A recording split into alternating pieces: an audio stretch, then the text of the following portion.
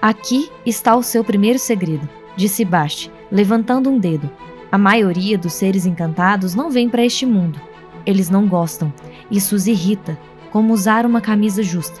Mas quando vêm, eles preferem alguns lugares a outros.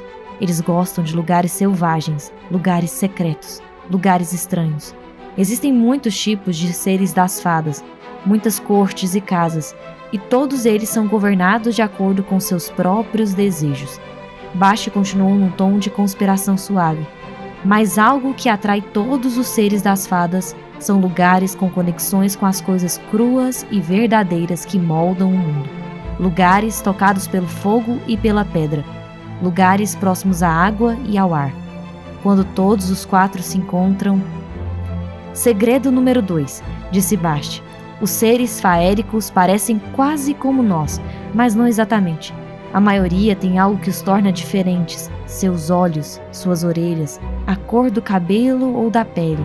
Às vezes são mais altos que o normal, ou mais baixos, ou mais fortes, ou mais bonitos. Hello, amigos! Amirgos! Sejam bem-vindos à pequena vizinhança. Hoje nos debruçaremos sobre a identidade de Mestre Freixo, o enigmático Mecenas de Dena. Seria ele um membro do Xandriano? Para os fãs do submundo da crônica do Matador do Rei, essa teoria não causa muito espanto, já que nos são jogadas várias migalhas de que Mestre Freixo, Bredon e Gris seriam alcunhas de uma mesma pessoa. Nesse vídeo, falarei da conexão somente entre Gris e Mestre Freixo. Faremos das migalhas um grande banquete, cheio de pistas sólidas que comprovam a teoria. E deem atenção às 2 últimas migalhas de pistas, pois são nelas que guardam o ouro mais bruto, escondido no submundo da crônica do Matador do Rei. Migalha número 1. Eu iniciei o vídeo com um trecho do conto A Árvore Reluzente de Bast, onde Bast nos conta um pouco sobre a camuflagem que os seres faéricos se utilizam para passarem despercebidos do olhar mortal, a chamada magia da glamouria. Geralmente, e isso vem do trecho do Bast, se atraindo por lugares antigos, misteriosos, que guardam segredos. E não fica por aí. Tal suposição é endossada por um personagem muito verdadeiro, o Kithai. Kithai pareceu entender isso como um sinal. É verdade, suponho que eu não precise lhe falar da aparência dele. Você o viu há apenas 2 ou 3 dias. A compreensão trovejou dentro de mim. O chefe dos bandidos, o homem de movimentos graciosos em sua cota de malha. Gris. Fora ele que falara comigo quando eu era pequeno. O homem do sorriso terrível e da espada como gelo hibernal. Pena ele ter escapado, continuou Kithai. Mesmo assim, você deve admitir que teve uma sorte e tanto. Eu diria que foi uma oportunidade de reencontrá-lo dessas que só tem 2 na vida. Pena que a tenha desperdiçado. Não se sinta mal por não o haver reconhecido. Eles são muito experientes em ocultar aqueles sinais reveladores.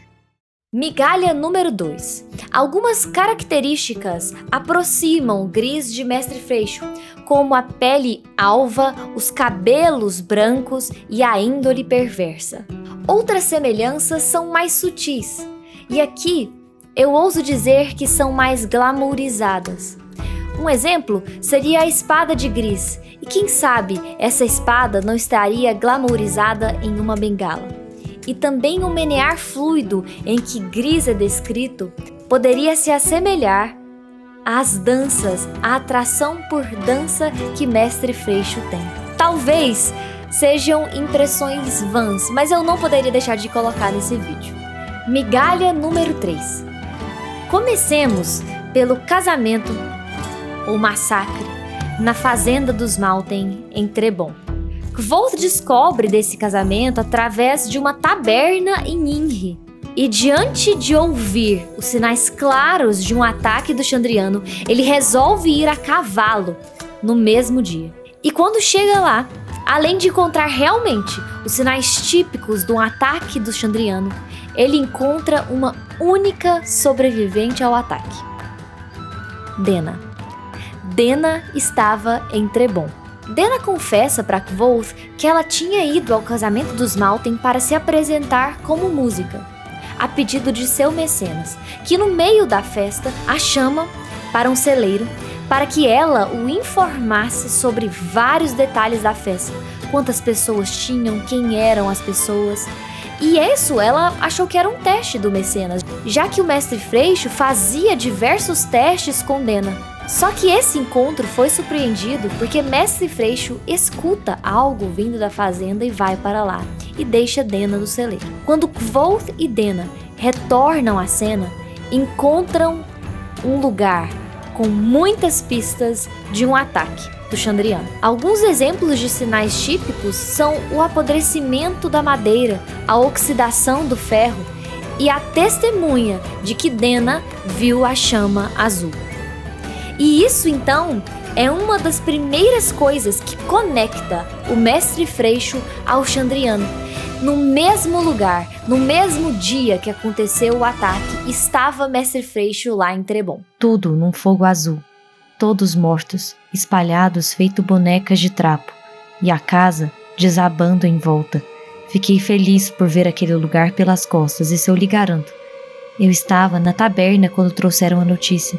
Estavam juntando gente com carroças para poder buscar os corpos. O grupo inteiro da festa de casamento. Mortinho, mortinho. Mais de 30 pessoas estripadas, feito porcos. E o lugar todo queimado numa chama azul. Fitei a alavanca quebrada. Estava enferrujada até o miolo, desfazendo-se em camadas granulosas de ferrugem vermelha. Num lampejo súbito, lembrei-me de quando voltara para minha trupe e a encontrara morta, muitos anos antes. Lembrei-me de ter estendido a mão para me apoiar e constatado que as sólidas ferragens da roda de uma carroça estavam apodrecidas pela ferrugem. Lembrei-me também da madeira grossa e sólida, se desfazendo em pedaços quando a toquei. Migalha número 4. Posteriormente, descobrimos que Dena e seu mecenas, na verdade, tinham um objetivo em comum e vinham escrevendo, e escreveram, uma música sobre Lanri, mas dessa vez uma versão diferente, colocando Lanri como um herói injustiçado. E para fazer jus a uma pesquisa genealógica e histórica decente, ambos visitaram diversas cidades que remontam vagamente aos nomes das cidades restantes do Império Ergen: Tinui, Varteret e Andenivan. O que você sabe da pesquisa que fiz?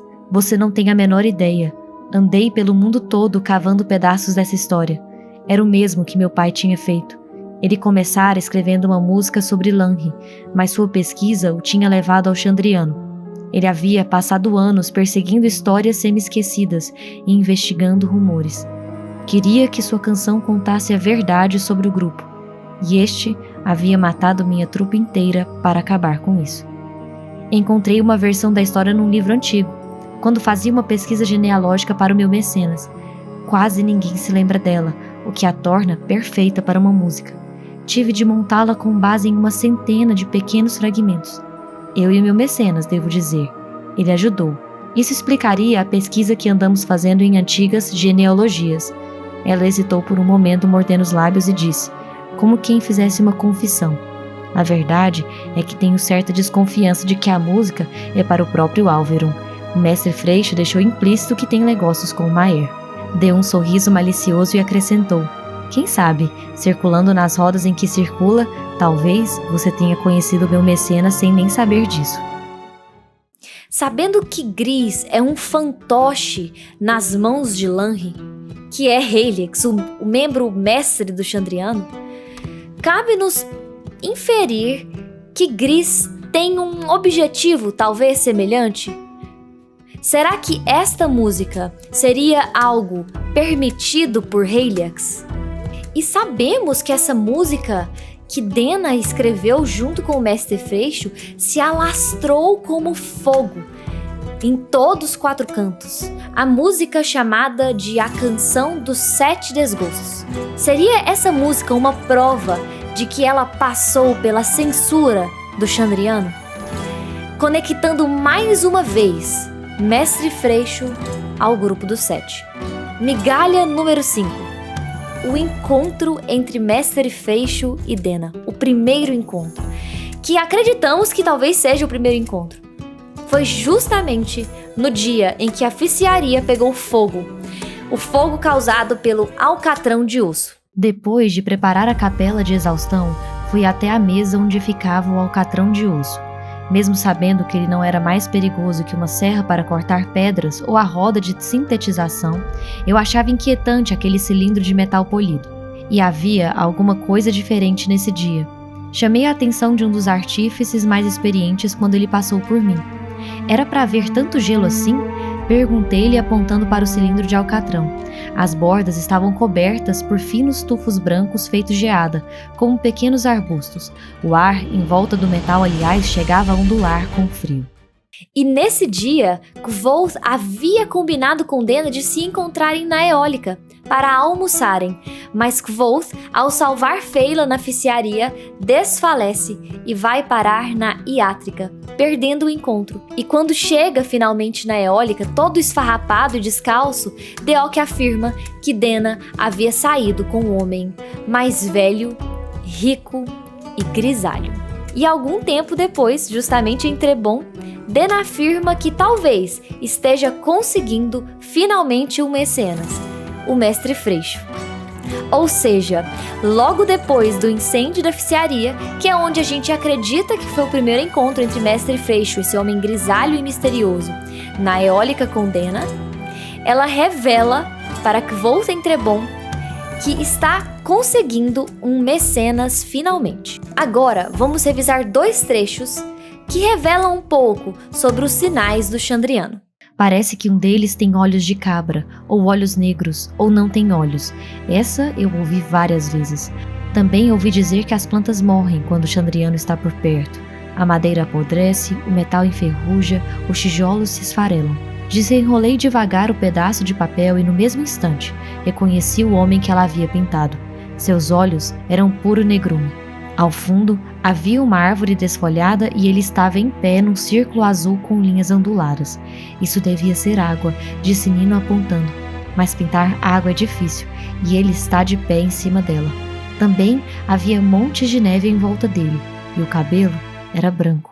E qual foi a causa do incêndio na oficiaria? A causa foi o resfriamento do grande recipiente que continha o alcatrão de osso, que misteriosamente se tornou mais frio e gelado. E meus amirgos, esse é um dos sinais do próprio Gris. O gelo e o frio. Seria isso, então, um sinal de que Gris estava por perto e, consequentemente, Mestre Freixo também? Seria isso mais uma prova de que os dois estavam no mesmo lugar? Muitas pessoas, às vezes, até ousam que o incêndio foi provocado por Gris, a fim de que Kvothe não se encontrasse com Dena, e sim Mestre Freixo. Migalha 6. E a última. Por fim, a melhor de todas as teorias.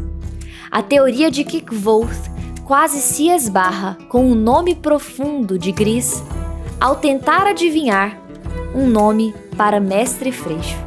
É sabido que Kvothe tem um talento para nomeações. Ele esbarra com nomes verdadeiros ou próximos do verdadeiro de maneira inconsciente. Alguns exemplos são o próprio nome da Auri, que ela gosta e trata esse nome como se fosse quase um tesouro para ela. Outro exemplo é justamente o nome que ele dá para o cavalo antes de ir para Trebon. E parece que isso não foi diferente com o Mestre Freixo. Ele quase se esbarra no nome verdadeiro de Gris, que é Feruli. Mas a gente só consegue perceber esta pista indo para o inglês. Assim, no trecho em que Kvothe quase se esbarra com o nome, eu fiz uma adaptação, juntando um pedaço da narrativa em inglês com a português, para vocês terem uma noção de como foi formada essa pista pelo Patrick Rothfuss.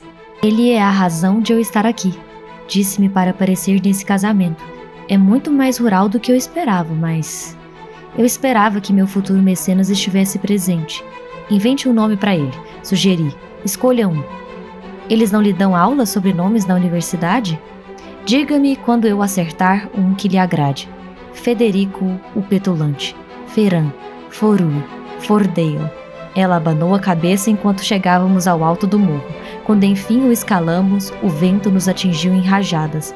Dena agarrou meu braço para se equilibrar e levantei uma das mãos para proteger os olhos da poeira e das folhas.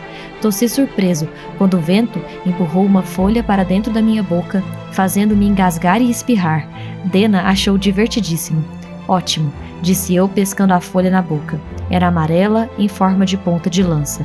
O vento decidiu por nós. Mestre Freixo. Kvothe estava prestes a unir os 3 nomes: Feran, Foru, Fordale, Feruli. Mas fica a pergunta de que se ele nomeasse o nome profundo de Gris, o que aconteceria? Ele seria perseguido? Ele seria morto? E isso nós não sabemos, porque o vento salva Kvothe. E ele é um grande protetor de Kvothe, como vemos ao longo dos livros.